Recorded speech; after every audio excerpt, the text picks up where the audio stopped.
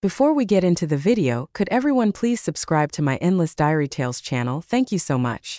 My sister slept with my boyfriend, got pregnant, and now my parents want my inheritance. But they didn't expect what I did next.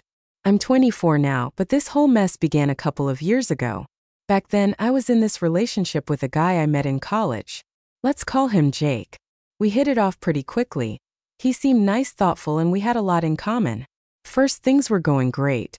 I was head over heels for him, and I thought this was the guy I was going to marry one day. So naturally, after about a year together, I decided it was time to introduce him to my family. Now, my family's a little, let's say, traditional.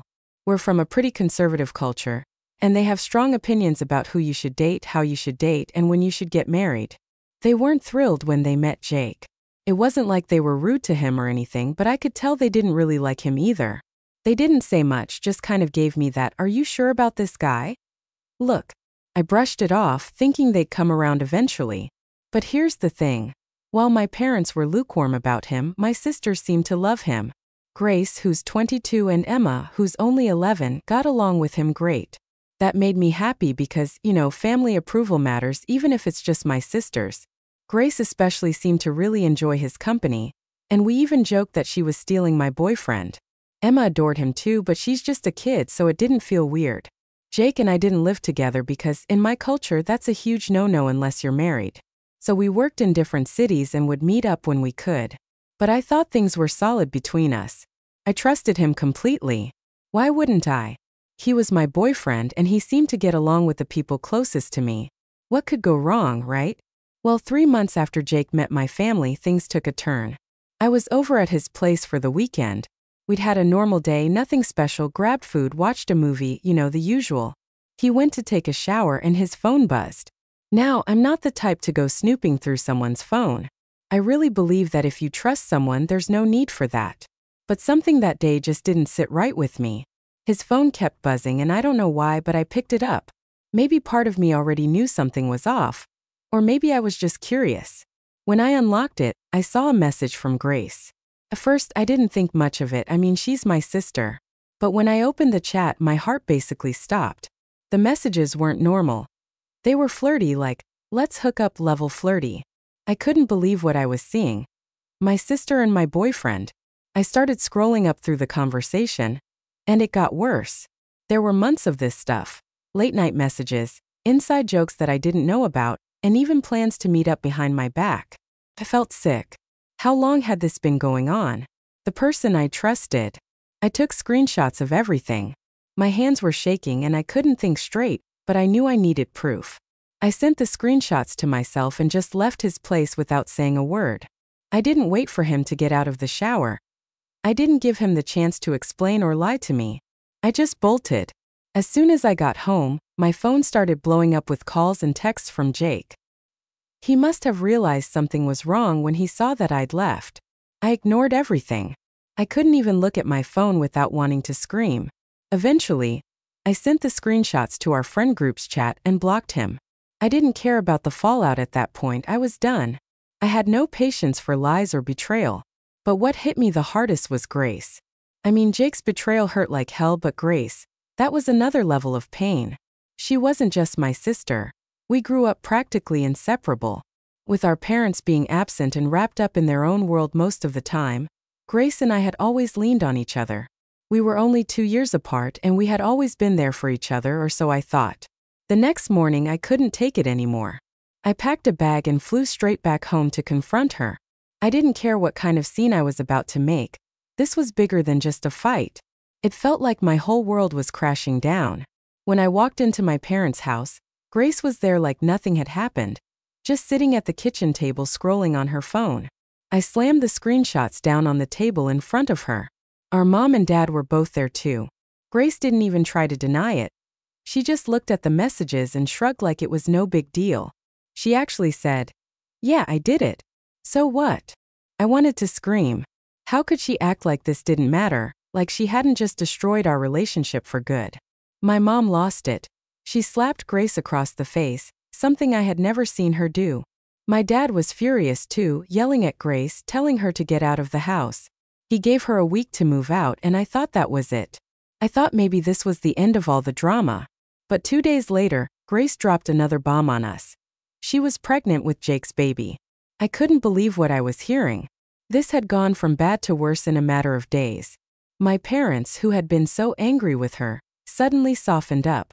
They couldn't stay mad at her once they knew she was pregnant, and just like that, the whole dynamic shifted.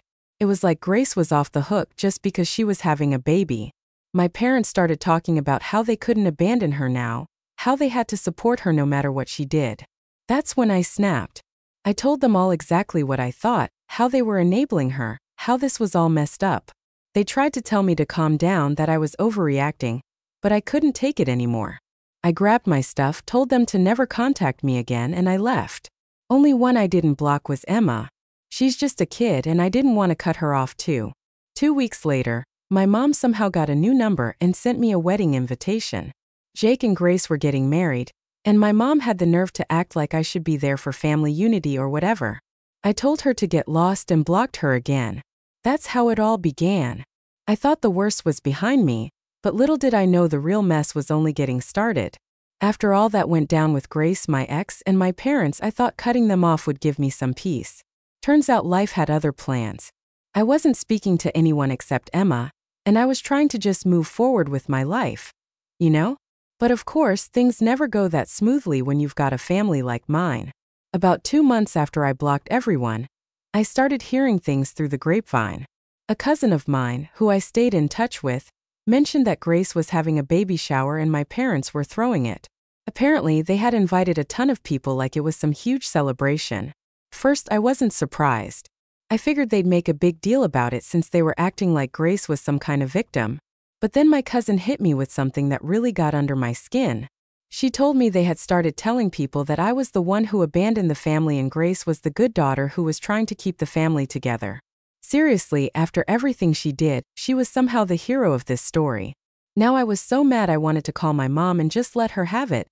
But I knew better than to get dragged back into all that. I stayed quiet and tried to keep my head down. But that didn't mean I wasn't fuming on the inside. The nerve they had to spin this whole thing around like I was the problem. A few days later, I got a text from Emma. She was just giving me an update on how things were going at home. But she also dropped something I wasn't ready for. My mom had apparently been going around telling people that I needed to get married soon. Not for any real reason, just because she didn't want people gossiping about how Grace, the younger sister, was getting married and having a kid before me. Like what? I hadn't even spoken to them in months, and now they were worried about my reputation? It was ridiculous, but that's how my mom's mind worked. Everything was about appearances. She didn't care about what Grace did to me. No, the bigger issue was how it looked to other people. I wasn't living my life on her timeline, and that was apparently some huge scandal. Yeah, that made me furious, but more than that, it made me sad. It was like nothing I ever did was going to be enough for them. Even when I cut them off, they still found a way to control the narrative to make me look like the bad guy. So fast forward a bit, Grace's wedding happened. Obviously I didn't go, but I heard all about it from my cousin. Apparently it was this big fancy thing. Parents went all out even though Grace was barely a few months pregnant. They made sure to cover up the whole scandal by telling everyone they were just being responsible. Getting married quickly so the baby wouldn't be born out of wedlock. My cousin told me my parents were telling everyone I didn't show up because of work commitments. Yeah, right. But you know what really hit me hard? It wasn't just that they were lying to cover up their own embarrassment.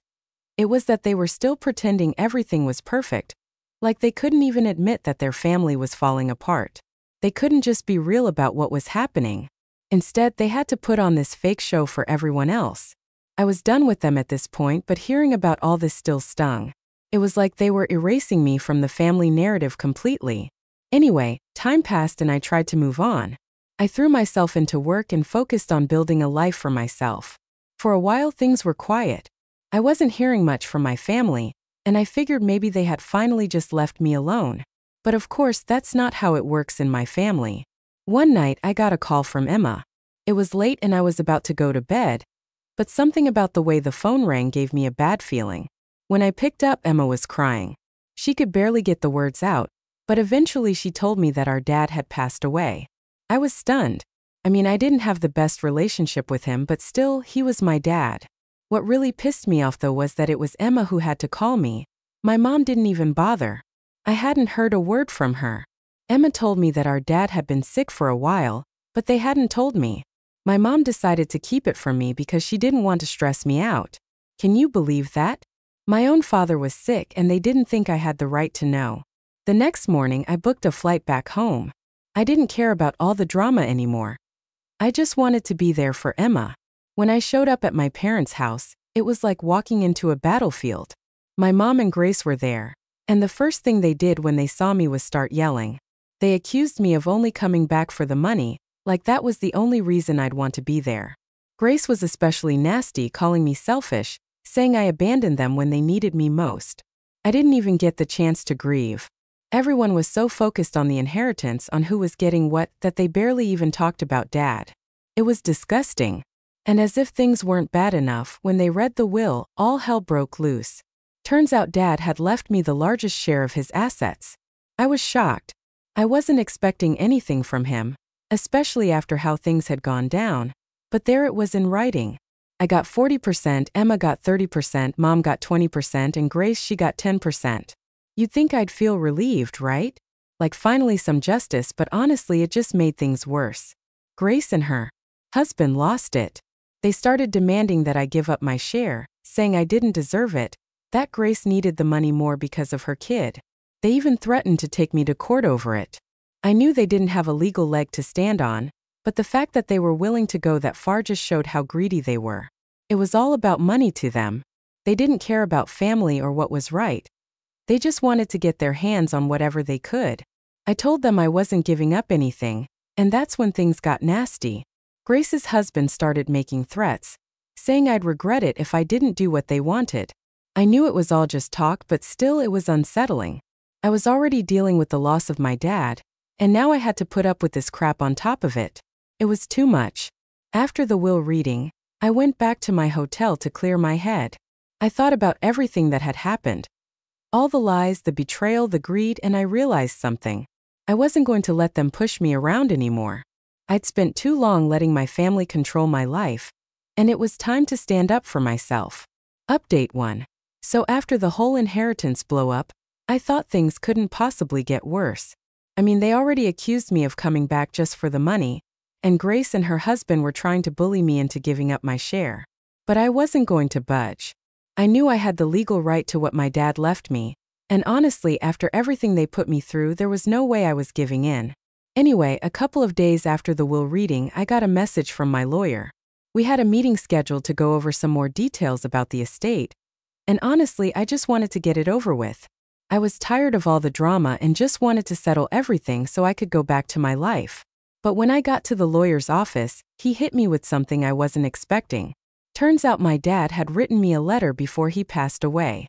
The lawyer handed it to me and said that my dad had asked him to give it to me when the time was right. I sat there for a minute, just staring at the envelope, not sure if I even wanted to open it. I had so many mixed feelings about my dad. Like, yeah, he left me the largest share in the will, but he also never really stood up for me when all the crap with Grace went down. I was angry with him, but at the same time I missed him. It's hard to explain. So I finally opened the letter. It wasn't long, just a couple of paragraphs, but what he said kind of hit me. He apologized for not being there for me when I needed him. He said he knew he should have done more, but he felt trapped by the situation with my mom and Grace. He admitted he had regrets, especially about how things ended between us. Reading that, I didn't know whether to cry or be angry. Part of me felt a little bit of closure, but another part of me was just pissed that he didn't say any of this while he was alive. The letter, the lawyer, and I went over a few more things about the estate, but my mind was elsewhere. I couldn't stop thinking about how different things might have been if my dad had just spoken up sooner. If he had stood up for me instead of staying silent, maybe we wouldn't be in this mess right now. But it was too late for all that, and there was nothing I could do to change the past. On my way back to the hotel, I got a call from Emma. She was really upset because apparently Grace had been saying some pretty nasty things about me around town. She was telling people that I was trying to steal the inheritance, and that I was turning the family against her. I wasn't surprised, honestly. Grace always knew how to play the victim and make herself look like the innocent one. But it still hurt to hear that she was spreading lies about me. When I got back to the hotel, I decided to take a break from all the drama and spend some time with Emma. I picked her up and we went out for dinner. We talked about everything that had been happening, and I tried to reassure her that none of this was her fault. She was just caught in the middle of all this, and I hated that she had to deal with it. But the next day, things took another turn for the worse. I woke up to a bunch of missed calls and texts from unknown numbers. At first, I thought it was just spam, but then I started reading the messages. They were all threatening, calling me names and accusing me of trying to tear the family apart. Someone even said they were going to make me pay if I didn't back down. I had no idea who was behind it, but I had a feeling Grace's husband was involved. He had already threatened me once, and I wouldn't put it past him to try something like this. I forwarded everything to my lawyer just in case things escalated, but honestly, it was starting to get really scary. It's one thing to deal with family drama, but when people start making threats, it's a whole other level. Later that afternoon, I went to my car only to find that someone had slashed my tires. All 4 of them. I was completely freaked out at this point. I mean, who does that? I knew Grace and her husband were angry, but this felt way too extreme. It was like they were willing to go to any lengths to get what they wanted. I called the police and filed a report, but I didn't have much hope that they'd catch whoever did it. Still, I wasn't going to let them intimidate me. I was already dealing with enough, and the last thing I needed was to be scared every time I walked out the door. I talked to the hotel staff and they beefed up security around the property, so that made me feel a little better. But it was clear this wasn't going to end anytime soon. A few days later, we had another meeting with the lawyer to finalize some things with the estate. Grace and her husband were there, and the tension in the room was thick. They barely said a word to me, but the glares they were giving me said enough. At the end of the meeting, Grace's husband pulled me aside and told me I was making a huge mistake by not giving up my share. He said I'd regret it and that this wasn't over. I didn't even bother responding. I just walked away. I wasn't going to let him scare me into doing something I didn't want to do. But deep down, I knew this wasn't the end of it. Grace and her husband weren't going to stop until they got what they wanted, and I had to be prepared for whatever came next. That night, I sat down and thought about everything that had happened since my dad passed. The lies, the threats, the vandalism. It was all so exhausting. I just wanted it to be over. I wanted to move on with my life and leave all this behind. But I knew that wasn't going to happen as long as Grace and her husband were around. Still, I wasn't going to give up. I'd been through too much to let them push me around now. They could make all the threats they wanted, but I wasn't backing down. This was my life, my inheritance, and I was going to fight for what was mine. And if they thought they could scare me into submission, they were in for a rude awakening. Update. 2 things didn't calm down after that last meeting with the lawyer. If anything, they got worse. Grace and her husband were getting more and more desperate, and honestly, it was starting to feel like I was in the middle of some bad movie. The threats kept coming.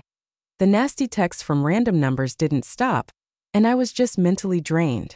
One night, about a week after the tire slashing incident, I was heading back to the hotel after dinner with Emma. She had been staying over with me for a few days, which was honestly a relief. It was nice to have someone on my side in all this mess. We were walking through the lobby when I noticed this guy just standing there, watching us. At first, I thought maybe he was just some random person waiting for someone, but when we passed by, he followed us. I tried not to freak out, but the whole situation had me on edge already. We got into the elevator, and as soon as the doors closed, I looked at Emma. "Did you see that guy?" I asked. She nodded, looking just as nervous as I felt. "Yeah, he was staring at us." We got to our room, and I immediately called the front desk to report the guy. They said they'd check the cameras and send someone up to patrol the floor, but still, it didn't make me feel much better. This whole thing was getting way too close for comfort. I couldn't shake the feeling that Grace's husband was behind this somehow. I mean, who else would go to these lengths just to scare me? That night, I barely slept. Every little noise had me jumping out of bed, convinced someone was trying to break in or worse. It was like living in a nightmare, and all I could think about was how to make it stop. The next morning, I decided I needed to take some serious action. I called my lawyer and told him everything about the threats, the weird guy in the lobby, and the slashed tires. He agreed that things were getting out of hand, and I suggested we get a restraining order against Grace's husband. It wasn't something I wanted to do, but at that point, it felt like the only option. We filed the paperwork the next day, and I tried to keep my head down while we waited for the court date. But of course, Grace and her husband didn't take the news well. The texts ramped up again, this time with more threats about how I'd regret this and how they'd make sure I paid for everything. It was exhausting, but I was done being scared. They could throw whatever they wanted at me, but I wasn't giving in. A few days later, the court date for the restraining order came around. I showed up with my lawyer, and guess who else was there? Grace and her husband, of course. They looked smug, like they thought this whole thing was a joke. I avoided eye contact with them, focusing on what my lawyer was saying, but I could feel their eyes on me the whole time. When the judge called us up, Grace's husband tried to act like I was the one causing all the drama. He said I was exaggerating everything, that I was just bitter about the inheritance and trying to make his life hell. I couldn't believe what I was hearing. Like, really? He slashes my tires, sends me threats, and somehow I'm the one causing problems? Thankfully, the judge saw through his BS. After hearing both sides, they granted the restraining order, and for the first time in what felt like forever, I felt a small sense of relief. At least now there was something in place to protect me if things got worse. But of course, things didn't magically get better overnight. The threats didn't stop right away, and I still felt like I was constantly looking over my shoulder. But at least now I had the law on my side, and that gave me some peace of mind. A few weeks passed, and I was finally starting to feel like maybe things were settling down. I was still staying in the hotel, but I had started looking for a new apartment where I could feel safer. Emma had gone back home, and I missed her, but we kept in touch constantly. She was still dealing with the fallout from all the family drama, but at least she wasn't stuck in the middle of it as much as I was. Then one morning, I woke up to a message from an unknown number. It wasn't a threat this time, though, it was a link. I hesitated for a second before clicking on it, and what I saw made my stomach drop. Someone had created a whole website dedicated to trashing me. I'm talking lies, half-truths, and just pure nastiness. They were painting me as this selfish, greedy person who was tearing the family apart. There were even photos of me from the funeral, looking cold and heartless. According to the captions, I couldn't believe what I was seeing. This was next-level crazy. I immediately called my lawyer and sent him the link. He told me to screenshot everything, which I did, and then we started the process of getting the website taken down. It was just another reminder that Grace and her husband weren't going to stop until they got what they wanted, but at this point I was so tired I didn't even care what they threw at me anymore. I just wanted it to be over. That night I talked to Emma again. She was upset about the website and wanted to help, but there wasn't much she could do. I didn't want her getting caught up in all this any more than she already was. We talked for a while, and she told me about how Grace had been acting like nothing was wrong, like she hadn't caused any of this. Typical Grace, always playing the victim. I went to bed that night feeling drained, but at least I had a plan in place. The website would get taken down, the restraining order was in effect, and I had people on my side. I wasn't alone in this, even though it felt like it sometimes. The next day, I woke up to an email from my lawyer saying the website had been taken down. Finally, some good news. It felt like a small victory in this endless battle, but I'd take what I could get. I knew Grace and her husband weren't going to give up easily, but at least now I had some control over the situation. As I sat in my hotel room that morning, sipping on my coffee and trying to wrap my head around everything that had happened, I realized something. I wasn't scared anymore. I was angry, yes, but the fear that had been hanging over me for weeks had started to fade. I wasn't going to let them control my life anymore. They could try all they wanted to drag me down, but I wasn't backing down. Not now, not ever. Update 3. So here we are at the final stretch, and I thought maybe things were going to finally settle down after the court win. But nope, my family drama had other plans.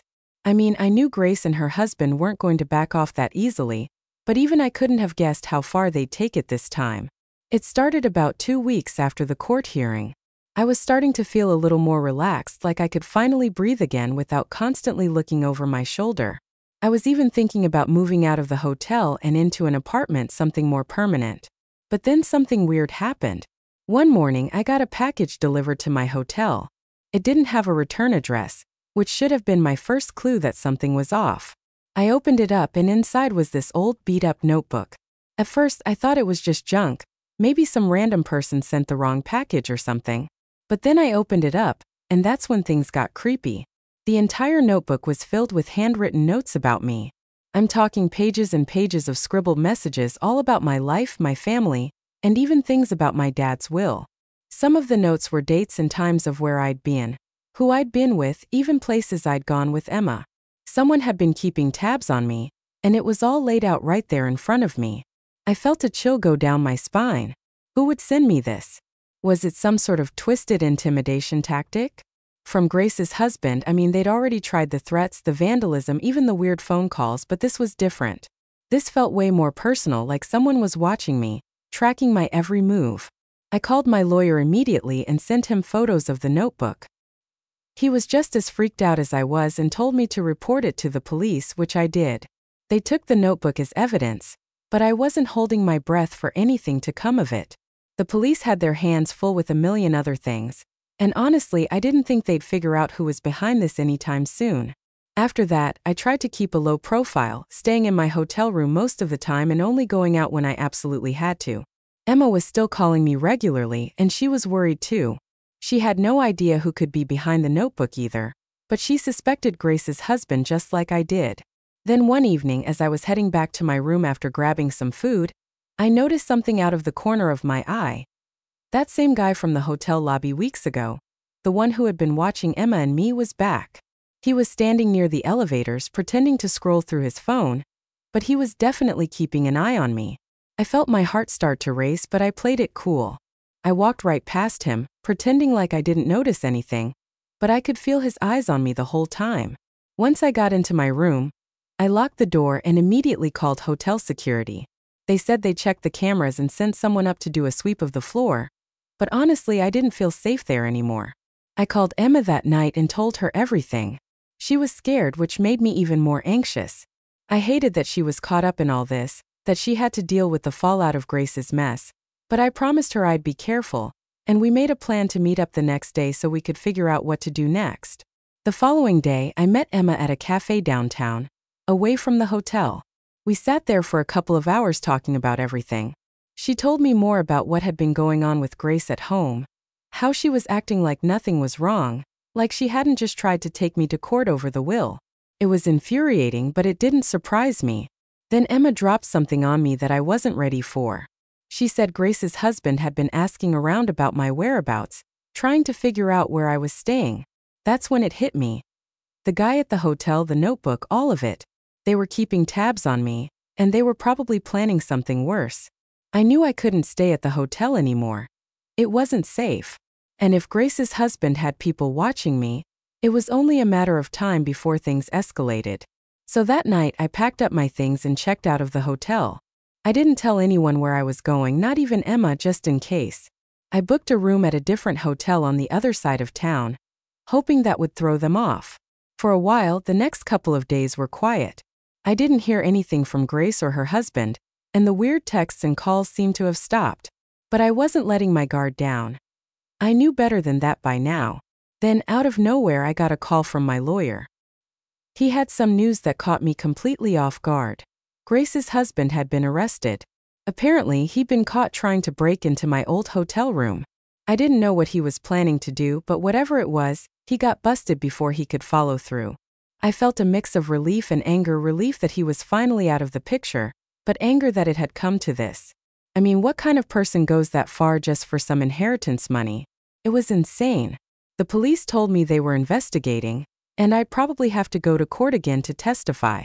But at least now I knew I was safe, at least for the time being. After that, things finally started to calm down. The police kept me updated on the case, and my lawyer was confident that Grace's husband wouldn't be able to pull anything like this again. Not with the charges he was facing. I moved into a new apartment a few weeks later, somewhere Grace and her husband didn't know about. I kept in touch with Emma, of course, but I made sure she didn't tell anyone where I was living. I wasn't taking any chances. It's been a few months now, and while I'd like to say everything is back to normal, I don't think it ever will be. There's still a part of me that's always on edge, always looking over my shoulder, wondering if Grace or her husband will try something again. But for now, I'm just trying to move on with my life, to rebuild after everything they put me through. Looking back, I can't believe how far this all went. It started with Grace betraying me with my boyfriend, and somehow it escalated into threats, court battles, and restraining orders. But through it all, I've learned something important. I'm stronger than I ever thought I was, and no matter what, I'm never letting anyone take advantage of me.